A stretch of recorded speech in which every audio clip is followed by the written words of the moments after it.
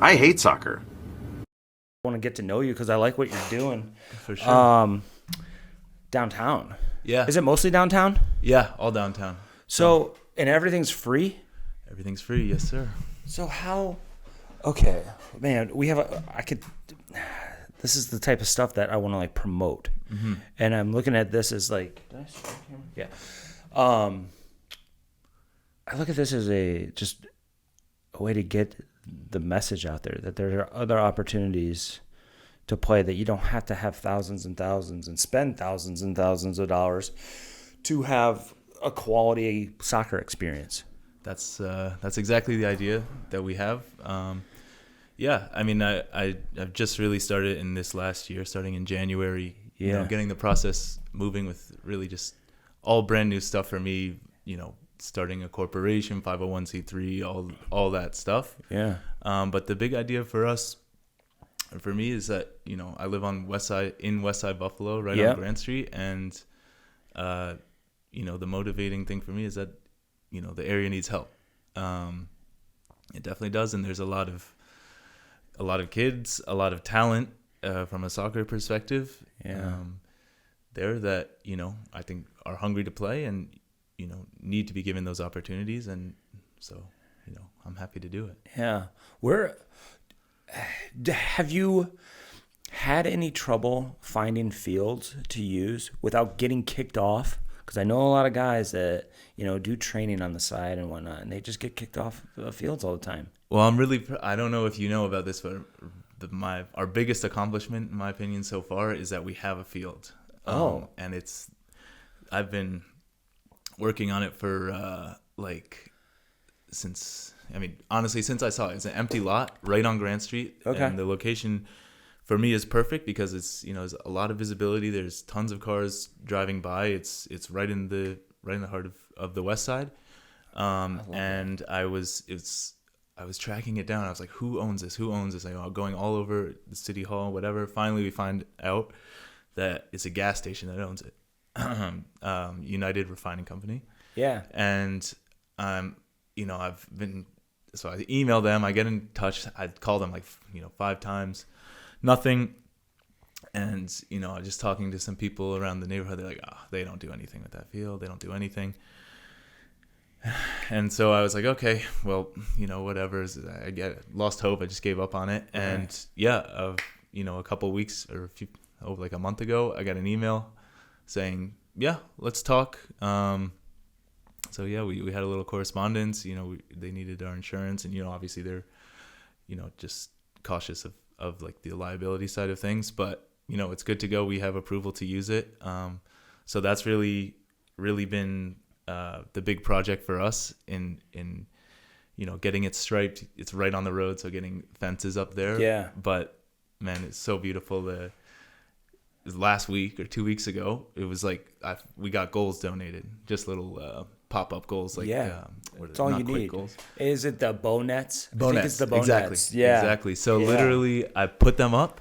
Yeah. And I was just setting up and like, yeah, maybe you know, I'll come back later tonight. See, I'm leaving the field, and 3 kids come up to me like, "Can we play? Can we play?" I'm like, "Yeah, let's play." And I'm like, I'm gonna go get my balls. Guys, come back. By the time I come back, there's 5 in 30 minutes. We have over 20 kids on the field. I swear to God. This is when? This was 2 weeks ago. Yeah. Oh my God. Literally, I didn't have a session, nothing, no advertisement, nothing. But, you know, I feel like, you know, it's not lucky because I knew it. You know, it's what the community needs, but Absolutely. That just really proved it. Like, it's a pickup culture. Exactly. And that's what we need. We need that so bad. I'm huge on pickup culture. Yeah. And I mean, so do you train the kids and everybody that comes out, or is it more pickup, or both? So we're this week actually we're starting our clinics. Okay. We just started. And but because there was like so much immediate demand for it in the last 2 weeks, I'm just like, I'll just bring these balls out and, you know, set the goals up, and this is what I want. So I would do a little bit of training, like just, you know, some light fun things, little relay races, whatever. and then just play. And that was actually the fun part of it, because I'm like, all right, I'll do I planned out one like a 2-hour session, and with an hour of training, an hour of playing. Yeah. And I'm getting there, and they're still playing. I'm like, I guess I'm like kind of just like intervening on their pickup session now. Like, I'm just gonna leave.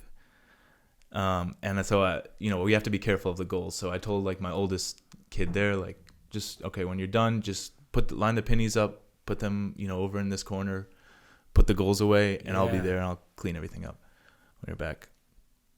And so I come back at night, like 4 hours later, still on the field.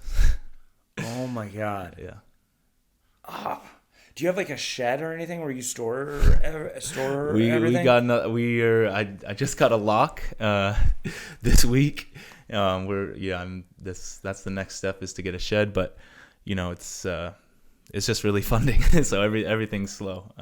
What made you think of this? Just, there are a few things. Like I said, the number one thing is I think the community needs it. Yeah. These kids need something to do that's positive, because there's a lot of negativity.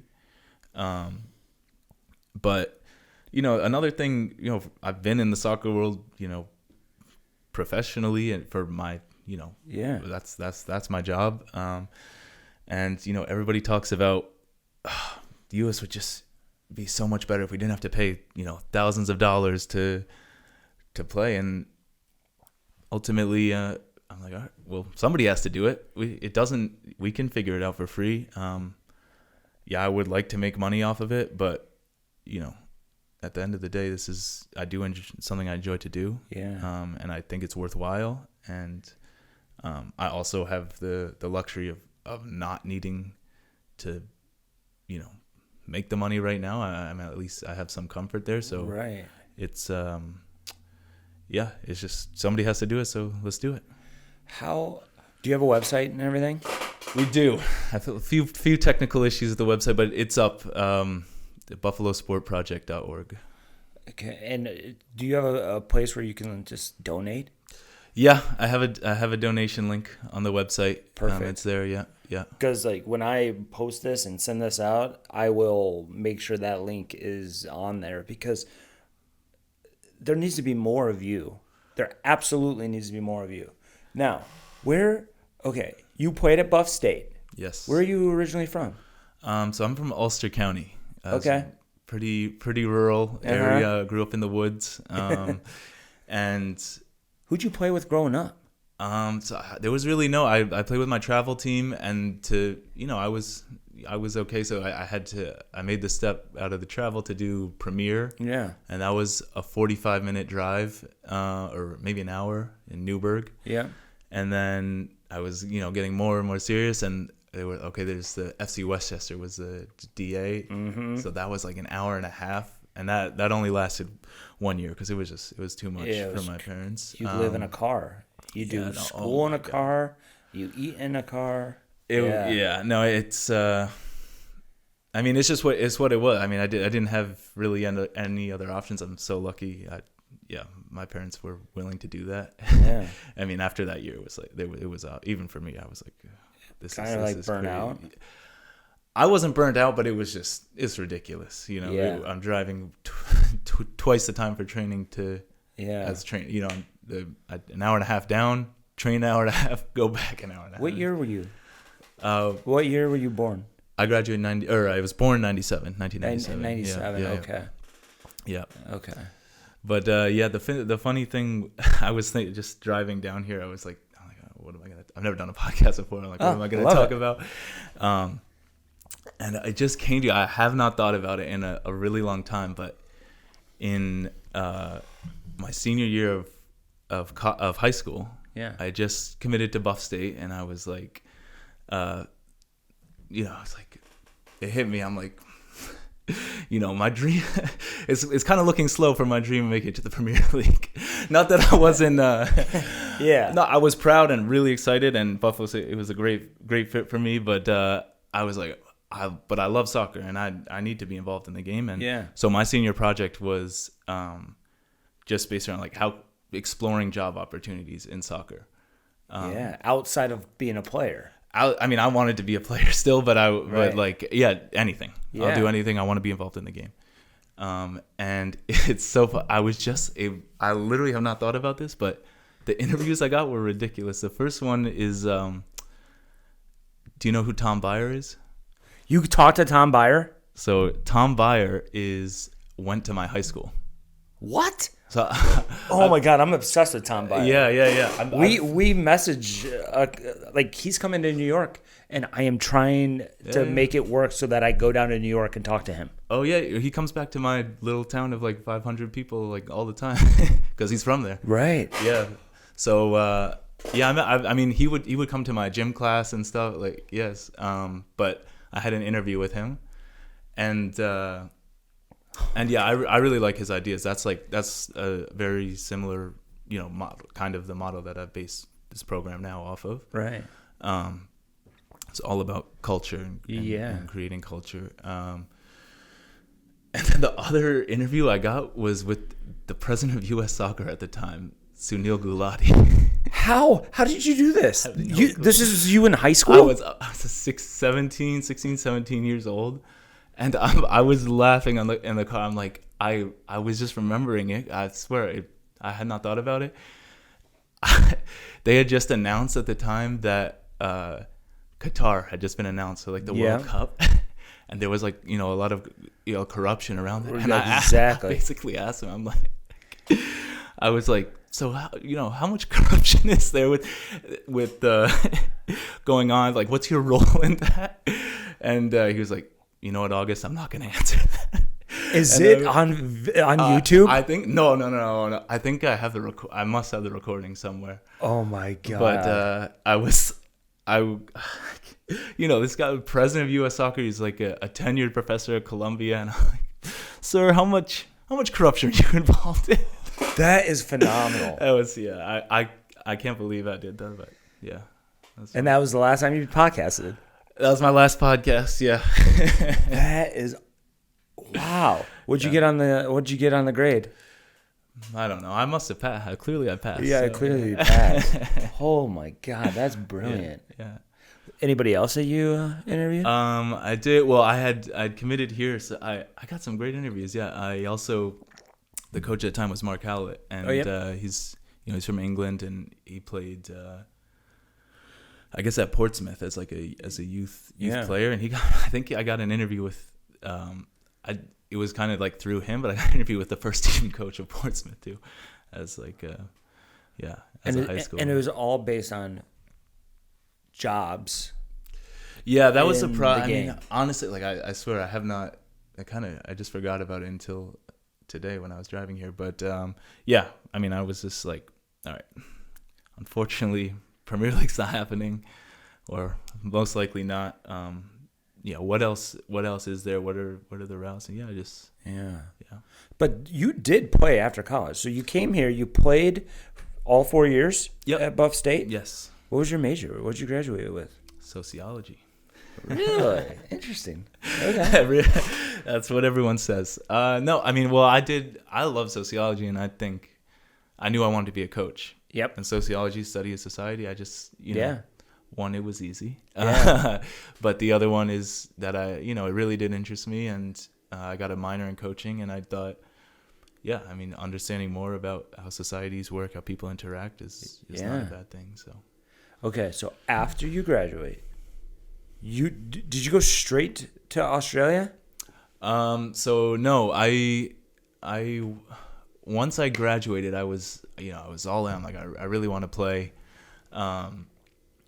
I was, I had all these plans, all these teams I was gonna play for, and I had a torn meniscus, but it really tore, and that was like my senior year. So anyway, I had to be out for 6 months, and I was like, I don't know what I'm gonna do, and I ended up getting offered a job at Geneseo as an assistant. With again, not to bring up Mark Howlett again, but yeah, he went there, right? Job. Yes. I gotta send this to him now. And so did that, and team I had played with in the summers, like MPSL, Rochester Lancers, they were starting an indoor team. They've been an indoor team. They're restarting in like the pro indoor league. So that actually just worked out really nicely for me. I got to do coaching, and then as soon as coaching and that season started, which was great for me. It's like, okay, I get to, it's not exactly the outdoor soccer, but it was something where you can make money playing a game, which is pretty cool. And I had always had a dream of like traveling and playing internationally. And one of my teammates on the team is like, oh, I played in Australia. I'll show you how you can email these, all these coaches. And that's what I did. And he showed me how to do it. And luckily I got an offer to go there. So what did he teach you? It's really just, it's all online. You just have to go on, like I was hungry to do it, right? So I remember I would go to a coffee shop like almost every day, and you would find the team, you would find names, and you go on Facebook, you go on Google, you just go deep in Google, you go through their websites. If you can get in contact with like a youth director, then they're like, oh, well, okay, we'll get you in contact with the first team coach or the manager, whoever's working. So I went like that. Yeah, LinkedIn is a good way right now. Mm-hmm. But okay, so through those emails, they said, come on out. I got it was I had a couple conversations. They sent like a contract. They're like, we'll take you, and it's like, I'll go. That's what I was looking for. And then how long did you? So I get there. This is the timeline. I get there. I think it was February of 2020. Oh no. So so you can do that. The math there. God. So Australia had like the strictest lockdowns. So I don't know. I don't know where I was. It was weird. Like we were training. I had one game, one training session, one game, and they're like, it was coming. Like you keep getting more news every day. Yeah. Like, this is looking worse and worse. It's looking worse and worse. And then we get there and we had to take a break because we were like, 2 weeks, everyone quarantines. Yeah. We'll be right back at it. Obviously, it's not how it went. 2 weeks to what is it? Stop the spread. Yeah. But it was really different there than it was here. Yeah. Like we were training throughout that time. We would do like social distance training, and we would keep getting news that the league was back on, and then I was gonna stay because I came all this way. Either I'm locked down there, or I'm locked down in Australia, and I'll try it out. So we were. That's what I was doing. I picked up a side job as a bricklayer, which was interesting to say the least. But it was not necessarily from a soccer perspective, obviously, but from just like a life perspective, that was a really important experience in my life. So I was there, and then I think it was July or August. They said that they were gonna lock everything down, and I was like, I probably gotta go. And then you left. Yeah, so then I came back. You came home. Yes, sir. What league was that? Was it A League? No. So they have it's a National Premier League. It's like the second and third division. It was the third division. Do they so they do promotion relegation. That was my question. Up to the A League. So it's pro. So they have 3 tiers. They have. I think they have more than 3 tiers. They have a lot. And they have promotion and relegation. Yeah, it's like I think it's maybe like, don't quote, but 6, 7, 8, 9 tiers that all do pro rel, and then the A League stops. It drives me nuts. Yeah, because I just want an open system. All I want is an open system. I want an open youth system. We don't even have an open youth system. You do. Open everyone.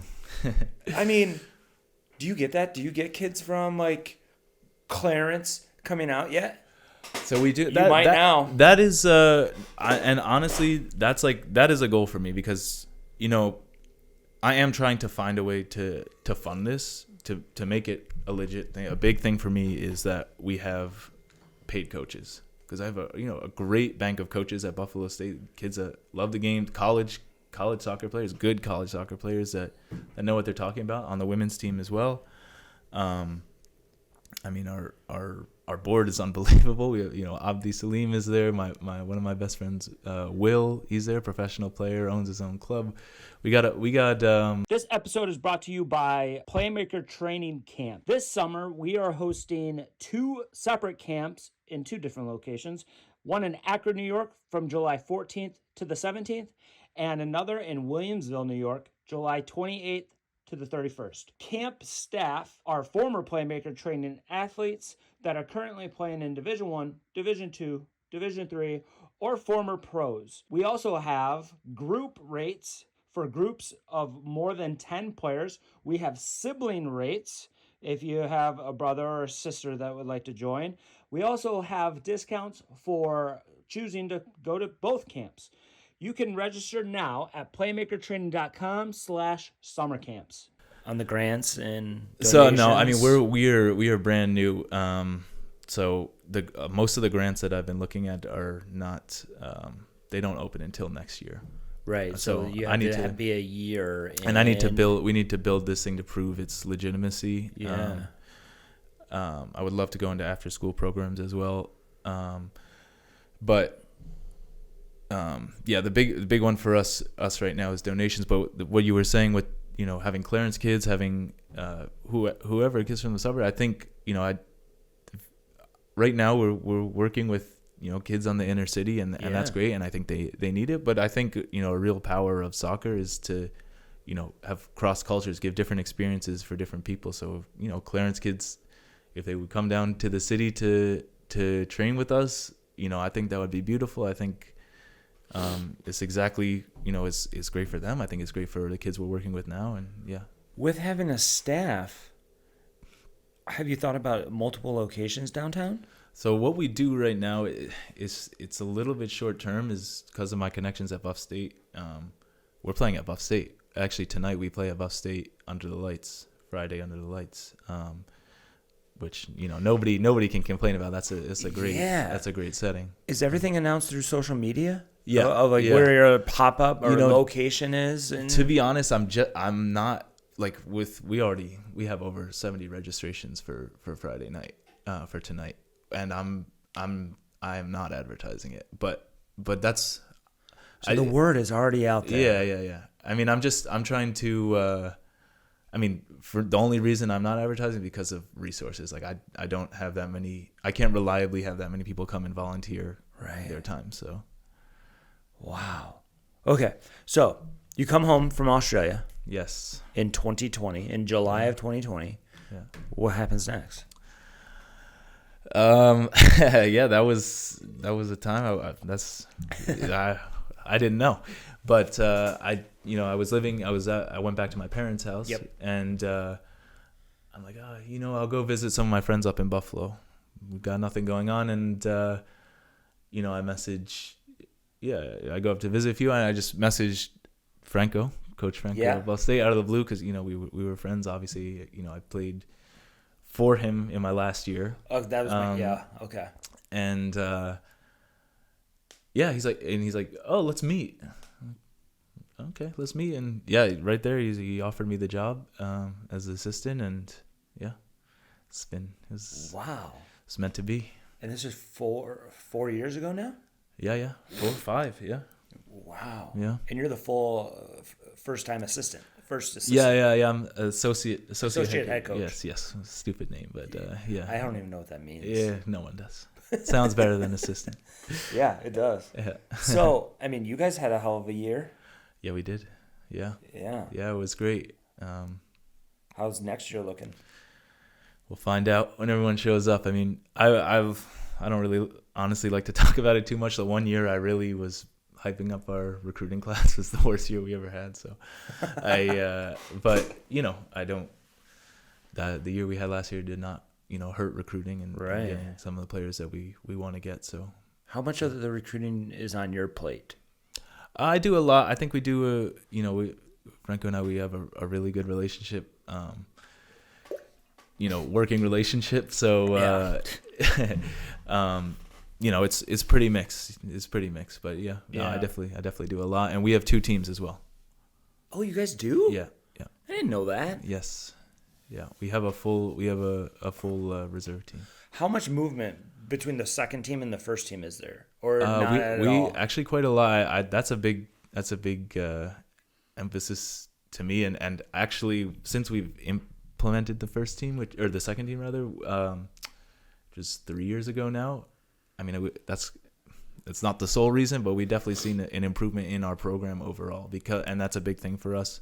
So they train separately, but we do have, if people are performing well in the reserve team games, they definitely go up and get opportunities training with the first team. And in the past 2 years, we sent 2 players up into the first team full time. Wow. In this round Sweet 16 game, the game that we beat Tufts. They were number 2 in the country. We had the guy who started on the reserve team played 80 minutes of that game. Wonderful. So, yeah. When you are recruiting, do you have a hard time selling that you could be on the second team? Yeah, I mean it's harder than the Yeah. first team, but it's I think what I just say to the players, it's an opportunity. If you're not getting other opportunities, this is an opportunity to play. It is another thing with my reserve team players is if they come in and they feel like they're not getting a route to the first team. And we just had it actually a couple players this year like, Coach, I'm good enough to play on the first team. I don't see an option right here with this team. Can I transfer? Yeah. I've emailed coaches on their behalf to do that. So if they come that does in, happen. Thank you. Yeah. Okay, good to know, because I just had this conversation with somebody else, and they're like, coaches don't reach out on behalf of players in the transfer portal. I'm like, yeah, they do. Yeah. I don't. I mean, I can't really speak for other coaches, but I know that if a player comes in, does everything I ask, especially on the reserve team, because they're taking a chance on me too. It's not where players envision themselves playing in college, right? But they're coming in. They're taking a chance on us in the program that we have. Yeah. If they do everything, in the right way, respectful, whatever, 100%. Well, that kind of happened with Abdi too, right? Yeah. Oh, yeah. Well, going to Syracuse. When Abdi came to Buffalo State, we were like, Abdi, if you do what you should be doing here in the next year, you go to Syracuse. Yeah. And then he did. And he did. Yeah. The rest is history. Yeah. I mean, did you guys help him with Syracuse, or he already had his kind of contacts with them because he played at RNY, didn't he? Yes. He played at RNY. There was a connection like that with Abdi. It was I think a little bit development, but also grades and yeah. I mean, wow. Yeah. And now you're the associate head coach, and now you started this. Did you ever coach club? Yeah. So I coached at Flash for 1 year. Oh, you did? Okay. Yeah, just like that was like my first or second year at when you came back. Yeah. And then I was at Delaware. We did the house program at Delaware. Was Itor there? Itor was not there while I was there, but okay. I know Itor for sure. Okay. But yeah, he's great. He comes to our futsal tournaments, and but yeah, we Franco and I actually both did the house program at Delaware. And that's over, and it's a new project. What else does Franco do? He coaches a lot. He's actually working with the League One team up in Canada. Up in Canada. He's Canadian. So got it. Yeah. Okay. Yeah. I mean, I'm just trying to think of where this could go, where this project of yours can go, and it's so needed. Do you ever follow? I don't know. Do you ever follow Kyle Martino?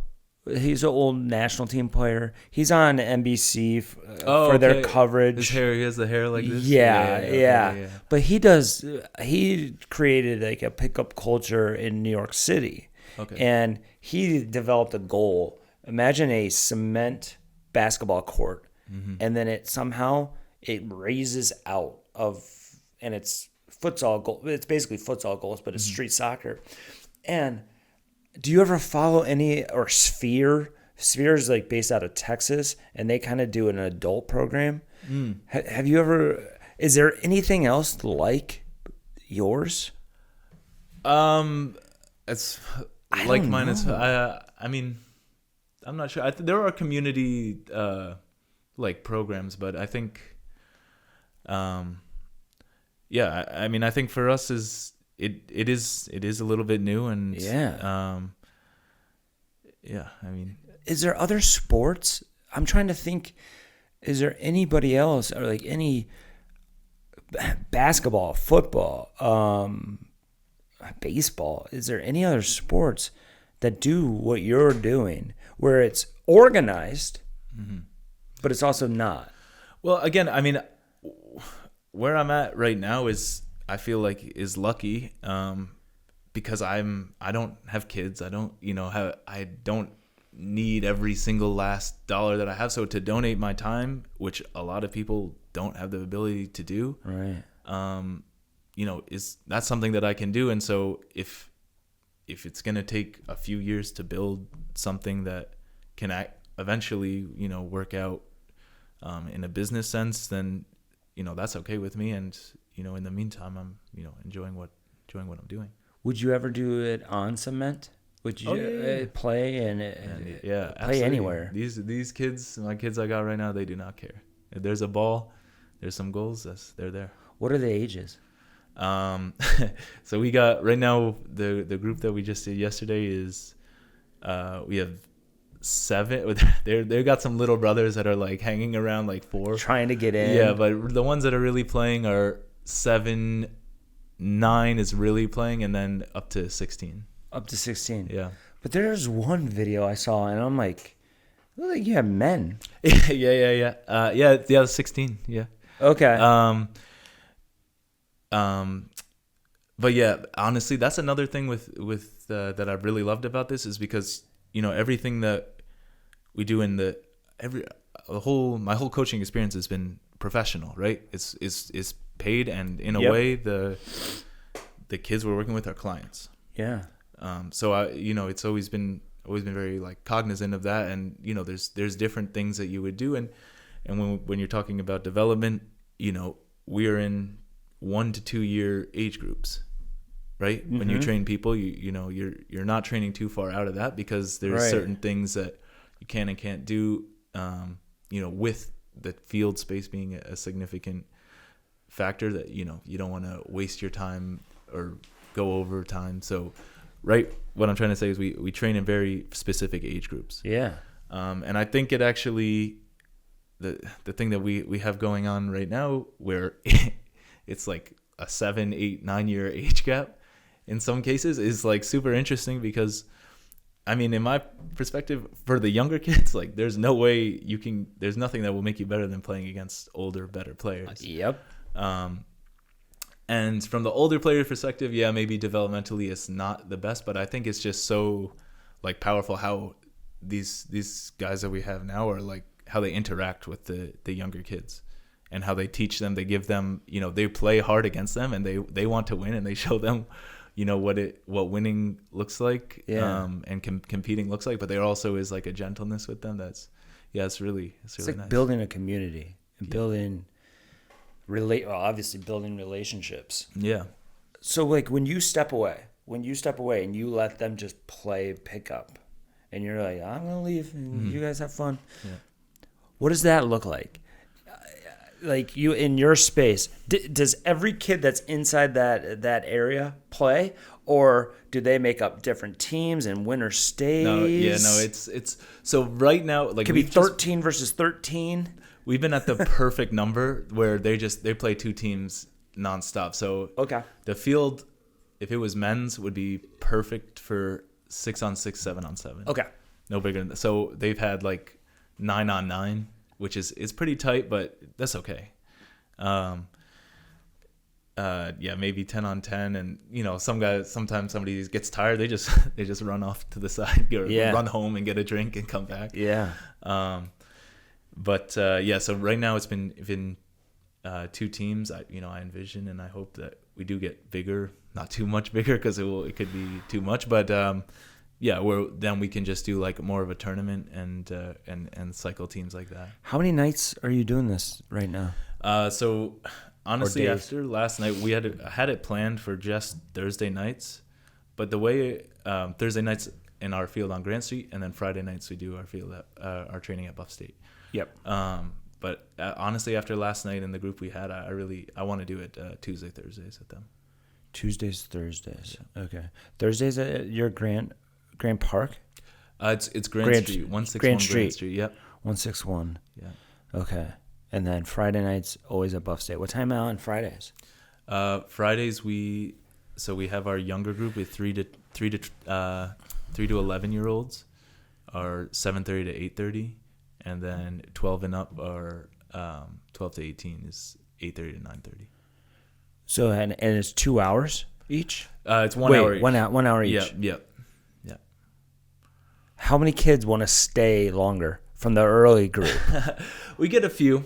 We definitely get a few. I mean, we have 3-year-olds there who are like, that's pretty late for them. Yeah, and, absolutely. But like the 11-year-olds. But yeah, like that 11, 12 age group. That's like, yeah, they're like looking over their shoulder, and if their parents are fine with it, I have no problem. So last summer, I started doing, I've always done college pickup for our college players every year, just to get them playing. And 5-a-side and in there, it's actually pretty tough. Yeah. Because you can't dribble. It's too fast, and you'll play faster in there in a small space like that than you ever will in an 11v11, unless you're in the final third and you're trying to break an opponent down. But then I started doing it with high school, and it was crazy. We'd get 20 kids in there, and then I'd have to get creative. And what I ended up doing was, obviously we do winner stays,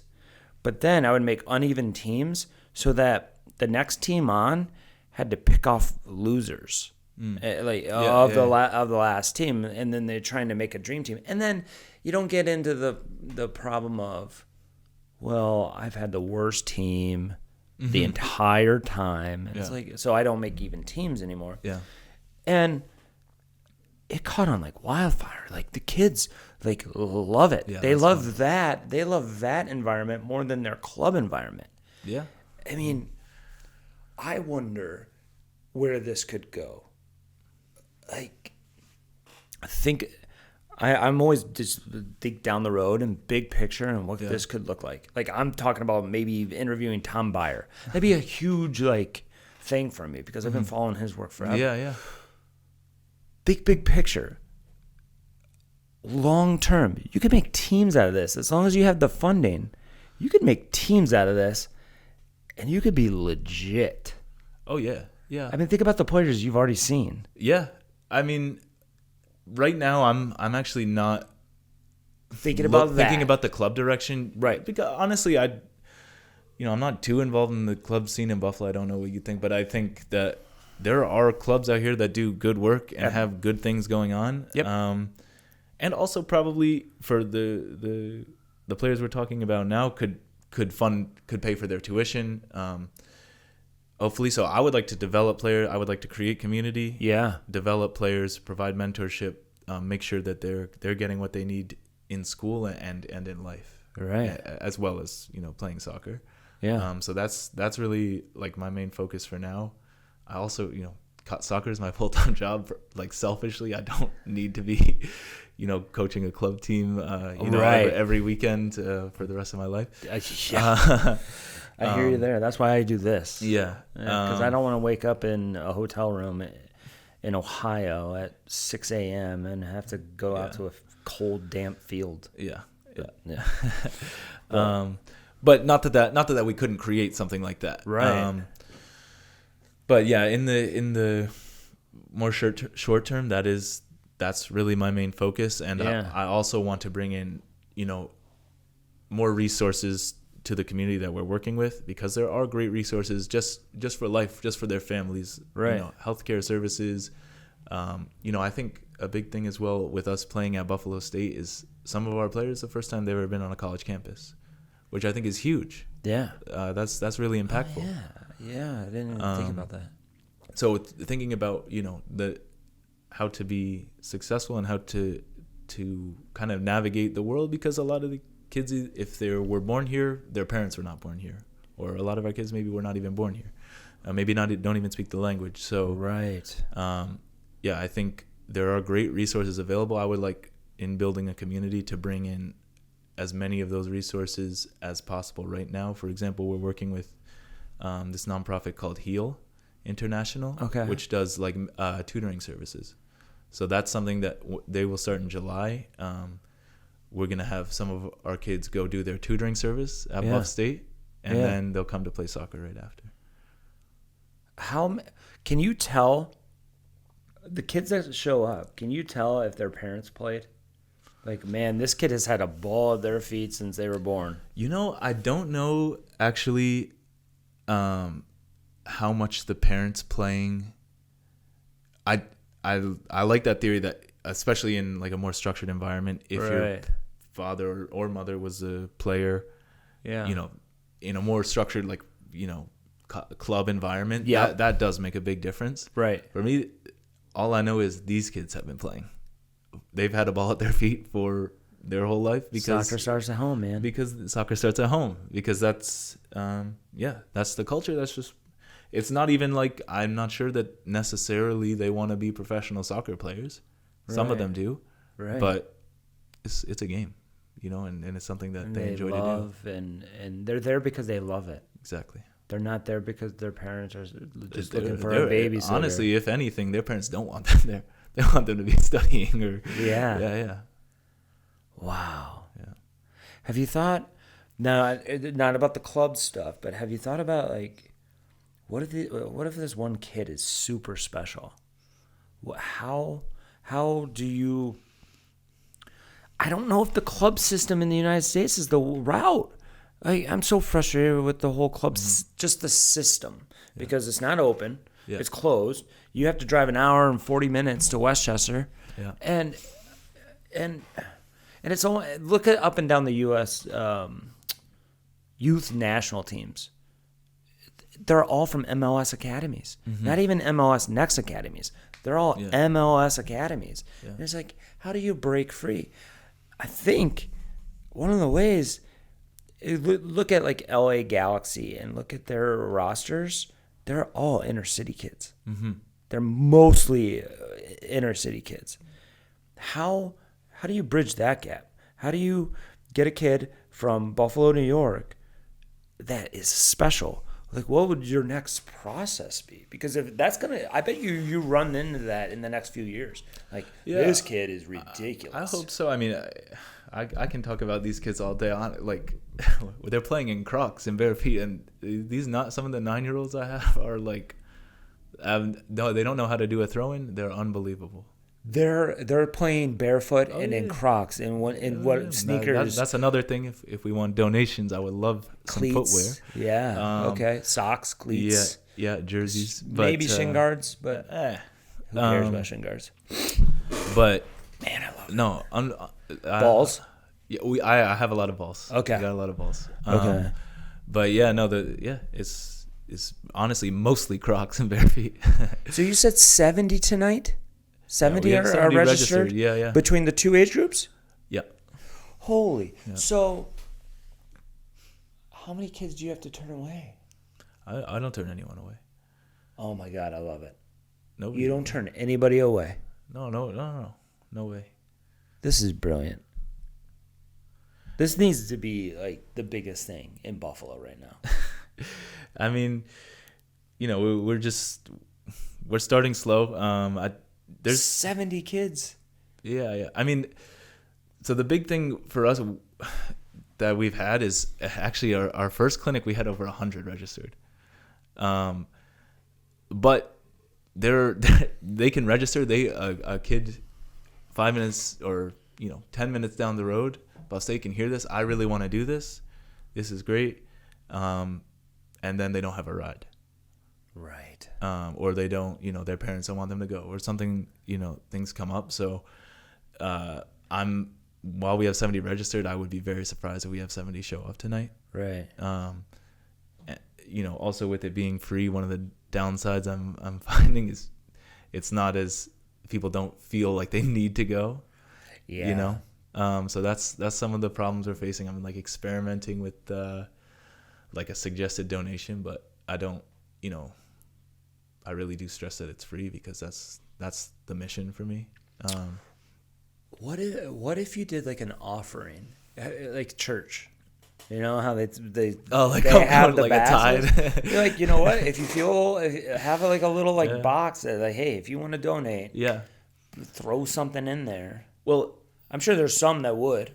oh yeah. I mean, I think we've had like 5 donations or 6 donations, and so far for this clinic, which is great, honestly. Yeah.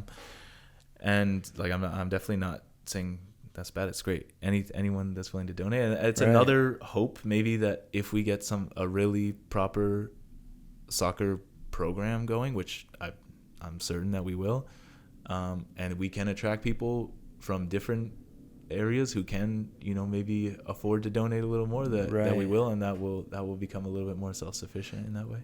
Lackawanna is a big culture, like soccer culture as well. Like with the pickup and the families and the communities and everything. That really inspired me. I've played with them a lot. And if you go to, I think it's Mulroy Park, on like a warm summer night, there will be about 200 to 300 people on that field playing. There are lots of pickup games. There'll be football over the other side. But yeah, it's that's really special. Wow. You're coaching college. Mm-hmm. What is your personal goal, long term? Is it to build something like this, or is it to be a head coach in college someday? Remains to be seen. Yeah, I really don't. I'm really happy where I am. For a few years, I felt like I could be a head coach. Mm-hmm. But there's honestly, we have a great thing going at Buffalo State. I'm a Buffalo State alum. I have a great working relationship. The people in the athletic department are, I'll know really well, and it works for me. So I'm not in a hurry to go become a head coach because I think it maybe sounds better or something like that. I like the work I do, and for what it's worth, I am a head coach with the reserve team, those are my guys, and I'm invested in developing them and being successful with them as well. So I'm not. It's something of course I thought about, but I'm not in really a rush to get there. Where were you in Australia? What city? So I was just outside Melbourne. Okay. Yeah. Is there a culture there? Is there a soccer culture there? So the soccer culture in Australia, from what I can tell, it's all immigrant run. So they have a lot of they have a lot of Eastern Europeans, really, really South and Eastern Europeans, like a ton of Serbians. They have people from England and the UK as well. Yeah. Who I guess are immigrants as well. And Joner? Yeah. So all their clubs, though, for example, I was playing for a Scottish club. Okay. So that was the community backing. Across the road there was a Moldovan club, there was a Macedonian club, there was a Greek club. And actually, as far as I know, it's pretty similar in Canada as well. A lot of like the League One clubs are kind of run by like their cultural own nationality groups. almost. Yeah, exactly. Whereas here we don't have that at all. Yeah. Our men's league, kind of like the BDSL back in Michigan, is kind of like that. We have like it used to be, right? Like we have like the German, like Germania team, and then we have the Ukrainians. Albanian. Yeah. And okay. Yeah. But it's just much more built out. Like they're proper clubs. They have clubhouses. They have multiple training pitches. They have youth teams. It's all it's a real thing. And promotion and relegation. Yeah, up to the second division. Which tier up to the second division? Yeah. So you can't play your way into the A League. No. It's still better than what we have here. It is. I think it. I mean that for sure. Like that tier. It is special because you do have like it does. It reminds me of like I love the VDSL. Honestly, I think the VDSL it's an amazing league because these guys are really invested in their little teams that they're doing and trying to get pushed, and it's a lot of fun. And you don't have the same thing, even though maybe the standard is a little higher, like NPSL or UPSL or whatever it is, because if the money's not there, you're dropping out. If you're not, there's not a whole lot of substance. Yeah. With those teams, you'll be recruiting from wherever to get your team in, which is fine. We do it at college, but yeah, it's just I love the VDSL. I think it's a. Do you play right now? Yeah. Who you play for? I play for the Raiders. Okay. Yeah. What position did you play growing up? I was like midfield. I really played wherever. Yeah. Yeah. Versatile. Yeah. When you're recruiting kids, are you guys at the point where you are recruiting for your system, or are you just recruiting the best player available and we'll find a place for you? It's more the latter. Yeah. Systems to me are pretty easy to change. Exactly. They're all interchangeable. And it doesn't work as well if you have a inferior player there to what you had the year prior. Right. So yeah, no, we want it. To me, soccer is all about the players. Yeah. I'm actually, the more I coach, the more I kind of think coaches are less important. I think if you have a very good program, it's predominantly the players that are driving it, and you're like a bit more of a manager. So yeah, the best players that we have, with also being character, because that is really, really important in building culture. You can't just have guys who care only about themselves. But yeah, for me, it's definitely. What's the difference between Buff State when you were a player and now? Well, we're better now. Sweet 16? Wait, Elite 8? No, Sweet 16. Sweet 16. Yeah. No, that.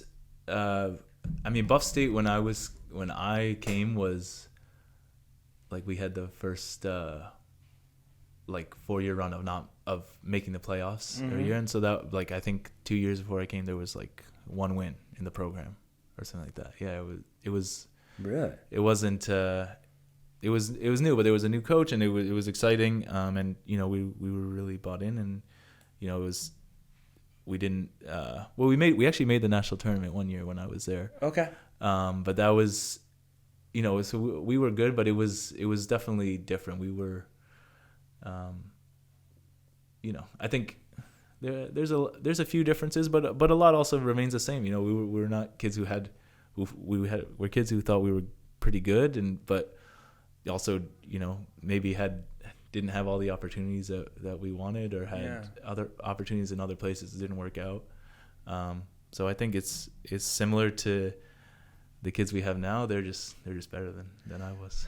How many Buffalo kids are on the roster, and how far or how big is your net of recruiting?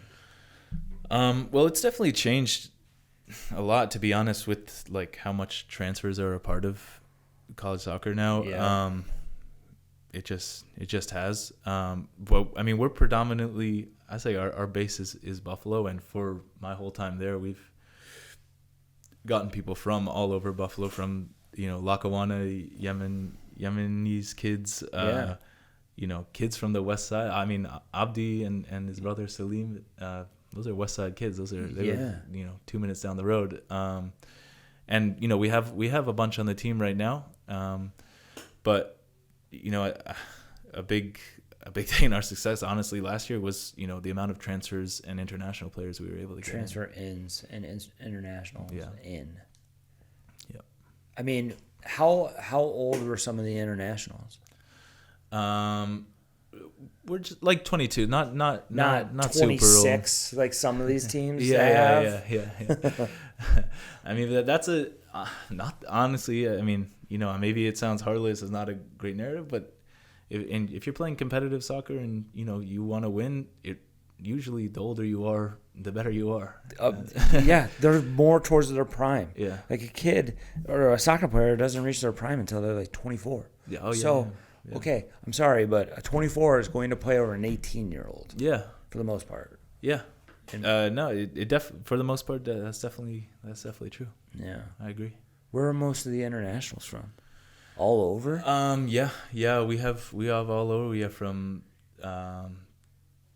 Portugal, the UK, South Africa. Has from Colombia, South America, really all over. Yeah. Wow. And then how many kids do you guys lose to the transfer portal? It really depends. We didn't lose a whole lot this year. Because they want to be part of something special. It helps to win. Yeah, it does. And it's, yeah. I mean, it's a brand new thing. Like, honestly, like I mentioned before, I had guys on the reserve team in the transfer portal, because they want other opportunities. And honestly, I don't fault them if they have a goal and a vision for themselves. It might not be mine, but I think I'm an educator primarily, or somebody that wants to be a positive role model in their lives and do want the best for them. I'll support them, especially if they don't want to be here. Like, what am I going to do? Keep them? Right. Or treat them worse? I'll just, I'll help them. How hard was the transfer from player to coach? I didn't think it was difficult, but I also don't. I kind of just see soccer as soccer. I mean, I still play, and I really love to play. Honestly, right. There's nothing better than playing to me. I love coaching, but playing is more fun. Yeah. So I'm still pretty young, and I'm still kind of learning like my vision and changing my vision of the importance of a coach and a player. Right. But the game is. I think the game is a game, and yeah, from my role, especially being like an assistant, the biggest thing is to kind of be a mentor, help the kids, understand things or the players, understand things, in a way that helped me. Right.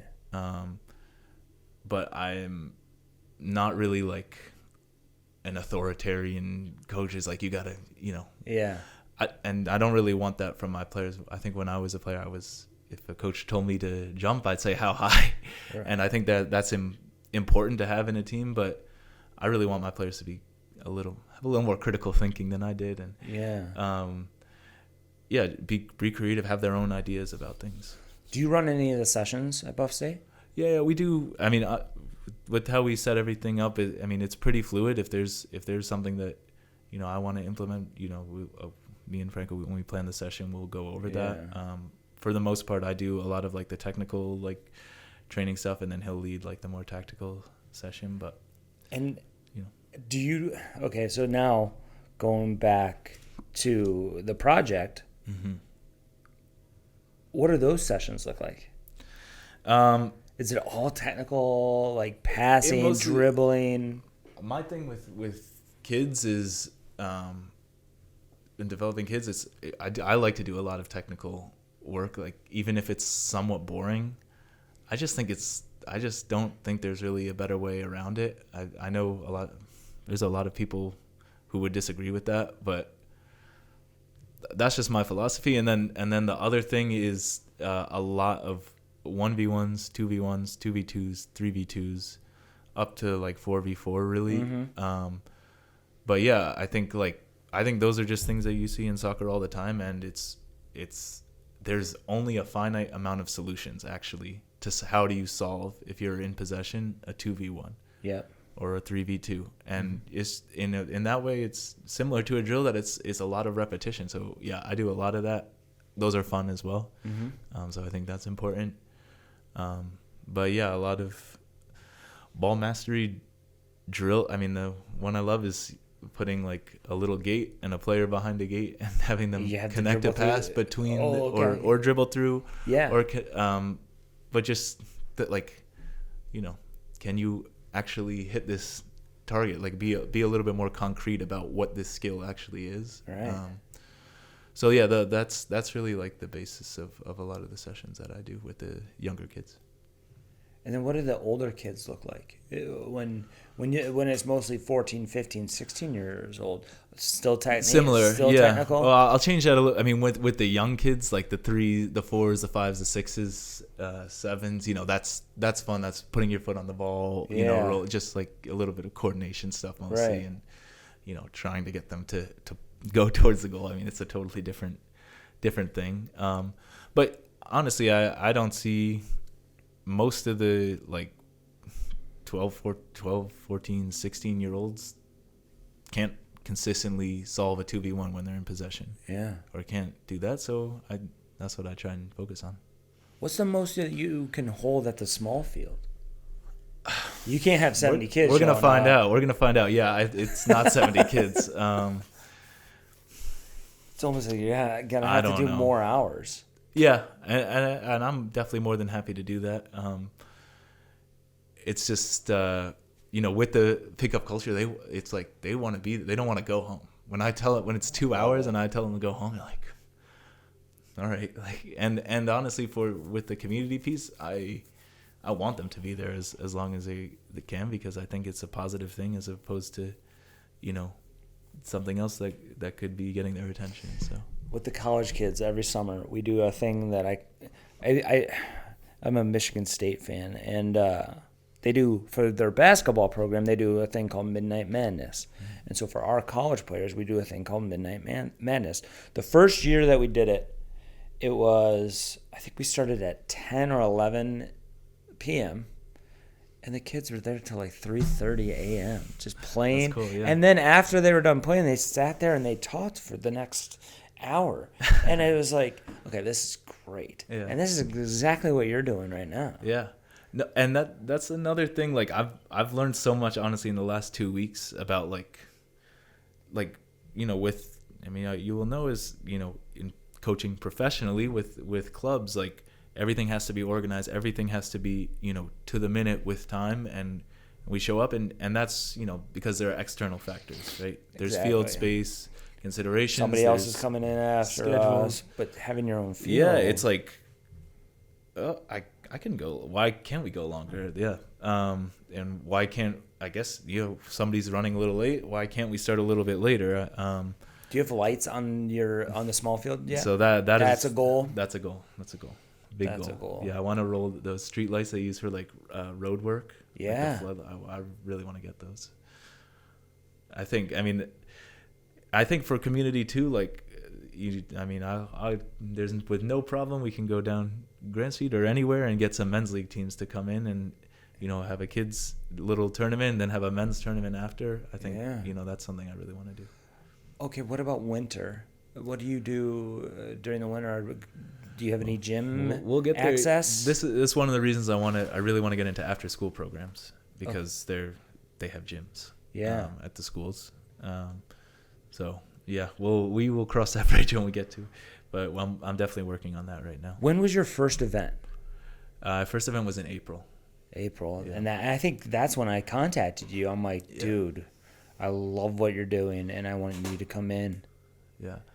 Yeah, no, I appreciate the support that, a lot of people, like, the best thing, honestly, is with, on Grand Street, in the community, like, just walking by, people honking their horns, like, they're like, so thankful for something like this to go. I don't know how often you come to that area, but I'm going to. Yeah. I'm going to now. Honestly, in my last year living there, I've seen some things. There's, it's tough. It's tough. And so, it's just bringing new energy to the community. You can feel it. Like, people are so happy to see the kids outside playing, and that's, to me, there's no question, that's the most important part.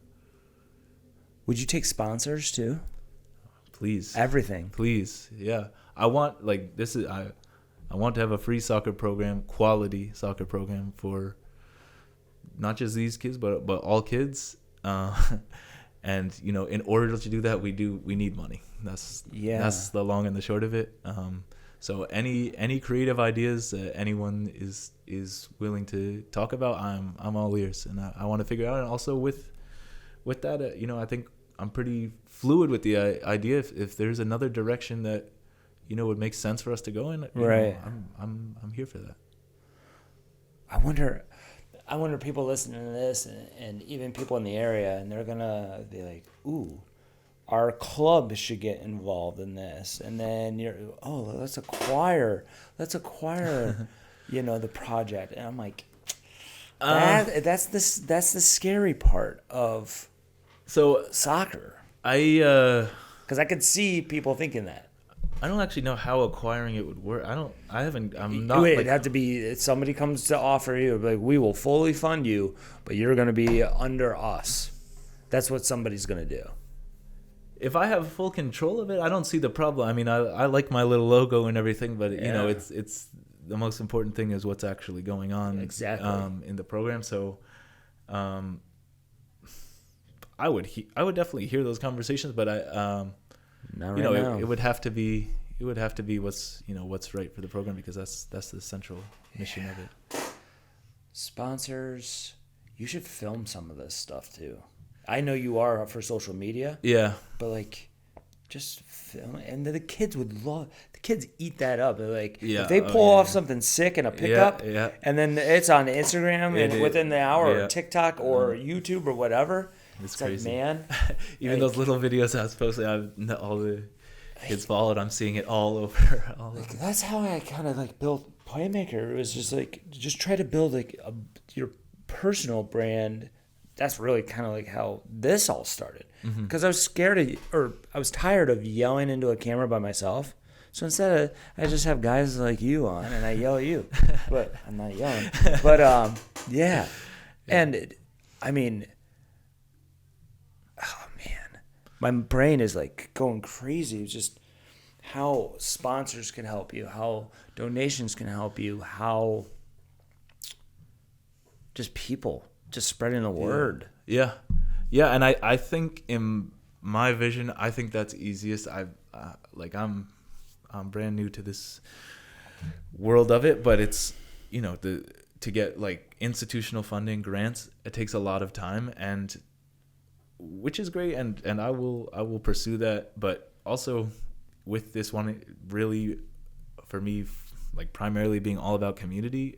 I want people who are invested in the community of it to, if they're invested, to have some say in it, and if they're sponsoring they can have some say as well. Right. So I think if I had a choice, if I could make it work anyway, I think that would be the way I would want it to work. Yeah. I'm very intrigued to see what the players look like in terms of just like what their skill level is. You got to, I mean, like when you talk, like ball mastery is, yes, you're, I think we're at the top or just on par or at the top with anybody else in there. Yeah. For like the 9-year-olds for sure. How many kids, is it mostly just kids walk or do some parents are there and they watch and they drop off and then they take them home? Yesterday I had one kid get dropped off. And his dad watched. Most of it is kids look out their window and see.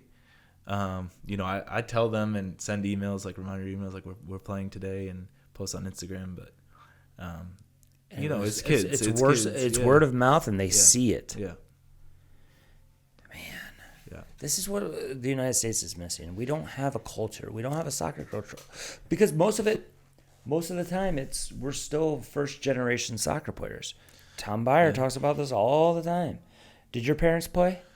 Not really, no. My parents did not play. My mom played high school soccer. She'll be mad at me if I don't say that. But yeah, not really, no. Yeah, so exactly. And you're right about it's mostly immigrant areas that are really the soccer cultures. Yeah. Like in Detroit. There's an area of Hamtramck. That's actually where Detroit City FC plays. For USL, and it's all Middle Eastern, and they have a legit soccer culture. Yeah. Whereas I'm gonna pick on them. Clarence, they have a beautiful space about a mile that way Yeah. with 100 fields, Yeah. and it'll be a beautiful day, summer day. Yeah. And there is nobody there. Yeah. Or in Lancaster at Westwood, and the only kids are the same 4 kids that have been there every single, and they're all Canisius soccer players or whatever, and it's only 4 kids. I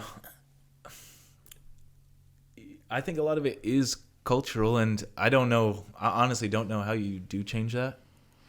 We are who we are, right? And it can obviously shift over time, but in the U.S., it's been said a million times that we have a lot of other sports that people are very interested in.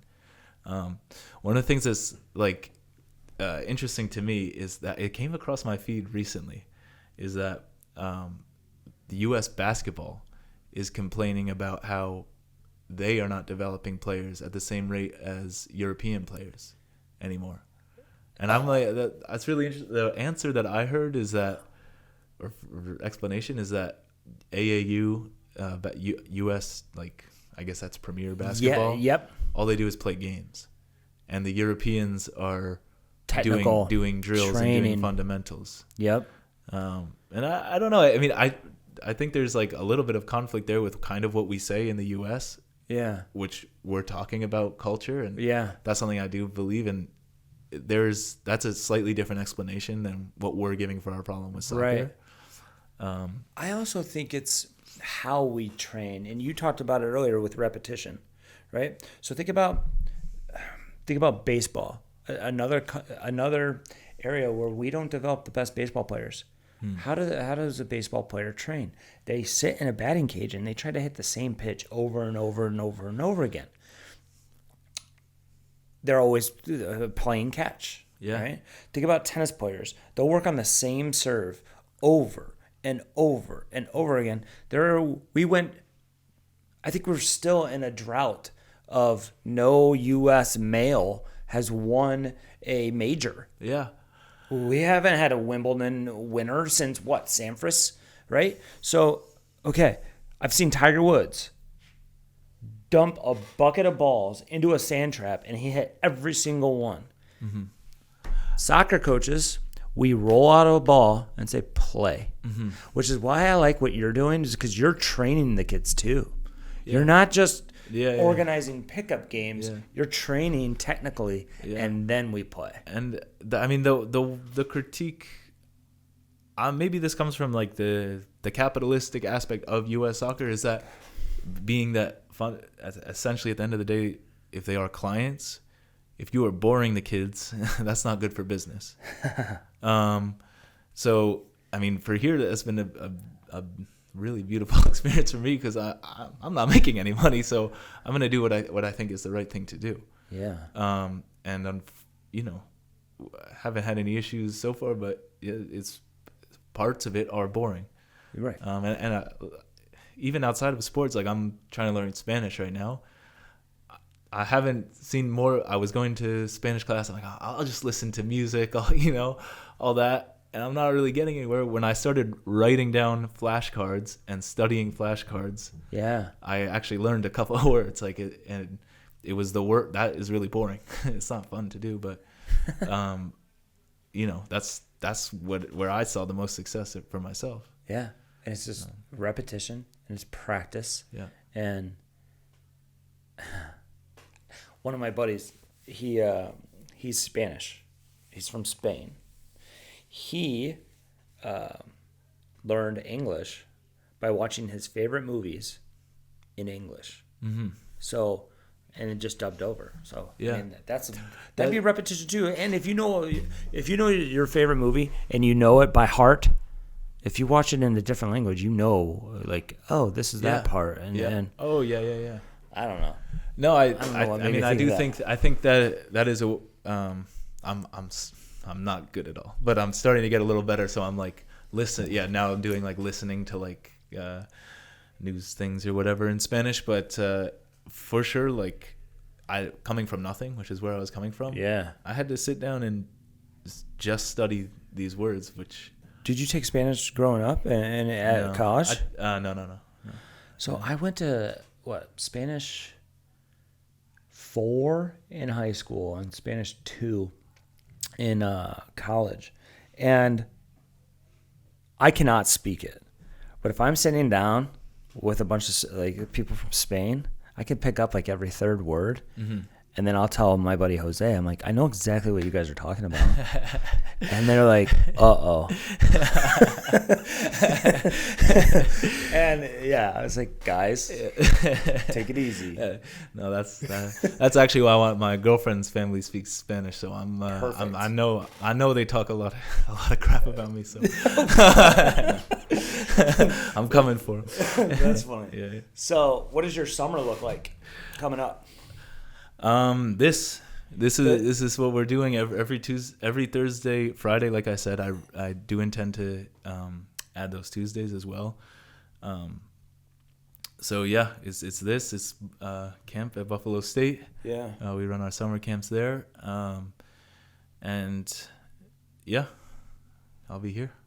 Are you running do you guys have ID camps? Buff State, for we Buff do State? we do one in the spring.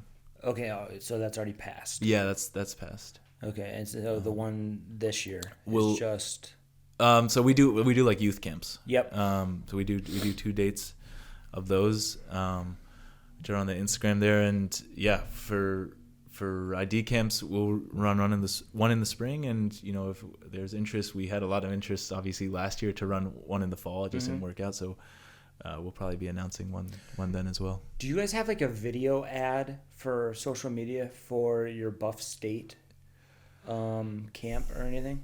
A video ad, no. Oh, okay. Because maybe like plugging it into the video or to the podcast. Yeah, we have like a flyer or something I could. Or maybe I just copy something from the website and just and plug it, because try to get some of the kids out to That'd be you great. guys, because you're the most successful men's program in Buffalo, in Western New York. You are. We are. For now, gotta keep going. But yeah, How do you guys guard against that? How do you guys guard against like complacency or like, well, we've arrived and this is gonna happen again because we did it last year? How do you guard against that? Without speaking badly, I mean, Buffalo State is not known for success in sports. Right. Just a few years ago in men's soccer, we were not very successful. Right. So it's not too far away. And for me, the big thing is like, I enjoy doing it. It's good. I like the players that are hungry, that are good, that, you know, want to make something of themselves. Those are the best ones to work with. Mm-hmm. So it's sort of natural. I won't say it's natural because I think everybody wants to win. Right. But I also am just cautious of, you know, I think the moment that you think you arrived is, you're too late. Yeah. Yeah. Man, I love it. I mean, what's the dynamic of the team? How close are all the guys? I mean, that as always from my time at Buff State been until now is like the challenge, because we always have people from all over the world. Right. You know, I think it was 2 years ago, like the Sports Information did like a story on us. We had, in a team of like 28 guys, we had like 19 countries represented in there. Whoa. Yeah. And that's so, and that's just been Buffalo State. I mean, if you come from Buffalo, we have, you know, immigrants, refugees, whoever, that play for us. So that's off the jump. And now obviously with the internationals we've added, that's just even more. So a big challenge for us is bringing those people together, because, you know, cultures, as we know, are very different. Yeah. But, you know, when you can make that work, that's what really inspires me, because that's like the most beautiful thing. And it also is extra strength, you know, if you have different mindsets from different worldviews and right, stuff. You know, and different styles of play and different. Yeah. So yeah, that's something we do a lot of. We do a lot of like, you can call it like team bonding. Yeah. but the most important thing is that it's not forced, actually. Yeah. So it, like I said before, this is how important. I'm not sure how important coaches are. You know, we have to have good leaders in the team that do it naturally and that it comes naturally. Mm-hmm. And yeah, in the past few years, we've been lucky with that. Do you guys have captains or a leadership group, or how do you guys go about that? Yeah, we do captains. We have, it changes from year to year. It's not Always the same. we're not rigid with that. It's not we Right. have always 3 captains and that's the way it's got to be. It's the people that are ready to lead and are going to lead us are the captains. Last year we had I hope I'm not forgetting. We had 1 captain last year, which is pretty rare for college soccer. Yeah. In the years past, I think next year we're going to have 2 going into this year, and we've had 3 in the past. But yeah, it's really just it's up to the players and really who presents themselves. How many returners from, let's say, the Sweet 16 game starters? Mm-hmm. How many are returning? Do you know? Off the We top of your are head? from like the starting group. We're losing 2 players, losing a goalkeeper and our captain. Okay. Important players, definitely, but we also had 9 other, or more than 9. Of course, we had a whole team, but we have a lot of other important players, and ones that are Right. returning, ones that are improving. So, we're feeling good about where we're at. It's natural to lose important players in college soccer. So, What's the language barrier? Like you talk about all the 19 countries a couple of years ago. mm-hmm. How does that work? How does that work? No, everyone speaks English. Everybody speaks a little bit of English. Yeah, that's how it works. We had an Italian kid this year who came in ready to learn English. Yeah. And by He's watching a lot of movies in English. Yeah. But yeah, by the end he did. By the end of the semester he did, and yeah, he's definitely fluent at this point. Yeah. But yeah, everyone, from communication standpoint, they're also, you have to think they're also going to school in college, so you need some, Right. you need to have, some background there in English. Now, all the kids from you said all the kids from the project too is Mm-hmm. all different nationalities, and some don't speak English. And like, how does how does a 6-year-old communicate with a 7-year-old who doesn't speak the same language? Again, for the most part, everyone speaks a Eng- little yeah, bit it's more English. so like when there's language barriers with the parents. Okay. That's a lot more common. But it's definitely different heavy accents and that. Yeah. But Can you repeat that? yeah. It's cliche, but very cliche. But that's soccer. That's good communication, right? Like everyone can communicate through that. If any coaches want to get involved with the project, how would this contact you? Please, yeah. My email is on the website. Perfect. Surprised Johan hasn't done anything. Johan's running. Johan's working too hard. He needs to come. He just picked up another team. Come coach Clarence. for free. Come on. He would do. Johan is. He's in there right now. I hear him out there. He's. Shout out to Johan. He's great. Yeah, I love that guy. Yeah. But, dude, I can't thank you enough. Yes. For coming in. Yes. And I can't wait to get this out. This is going to be out Monday. Okay. And I appreciate it. And I got to prepare my coaches. I got to find some more. do you? No, well, how many coaches do you have right now? Well, so I have all my college players who are that want to get involved. Yeah. So yeah. for tonight, I have 4 plus me. Okay. It's filling again with volunteer. It's filling in the people that are available. If I don't have, money for them, they're like, well, I'm gonna go on vacation, but I'll be back next week, or So you go 3 to 11? No, 3 to. We go to 3 to 18. 3 to 18, but the first hour is 3 to 11. 3 to 11. Yeah. So, do you have one coach doing 3 to 5, and then? Yes, yeah. So, with that younger age group specifically is we do I will tailor it based on the number of registrations we had. Yeah. But Right. for the way we're doing it, it's tonight, for example, is 3 to 6. Then we have a 7 and 8 group because we got a lot of registrations there. Okay. And then we have a 9 to 11 group. And then, are you making all the plans to give to the coaches? Yeah. You do everything. Yeah. You are the director of coaching. Yep.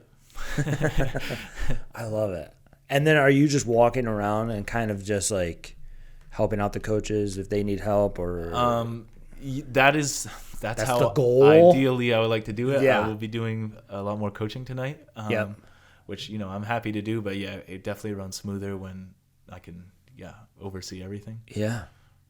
Wow. I love this. I'm super excited. Yeah. And you're only 3 months in? Yeah. 2 months in. Really? Yeah, we're moving. And I really appreciate you having me on. Yeah. Hopefully this reaches I think it will. I think it's going to reach a lot of people. Yeah. And who knows? And the problem with sponsors that I'm finding is that they think that they have to be soccer specific. Mm-hmm. No, they don't. Yeah. No, they don't. I'll take the pizza place across the street. Yeah. I'll take sponsorship for them. Provide food one week, or do anything just. No, for sure. I mean, I go back to the community. I mean, the part of capitalism is its community. So we play soccer, but these kids need food. They need shoes. Exactly. So it's much bigger than that. And I would love to have anyone. All right. Thanks, brother. Yes, sir. I appreciate it. Dude. I hate soccer.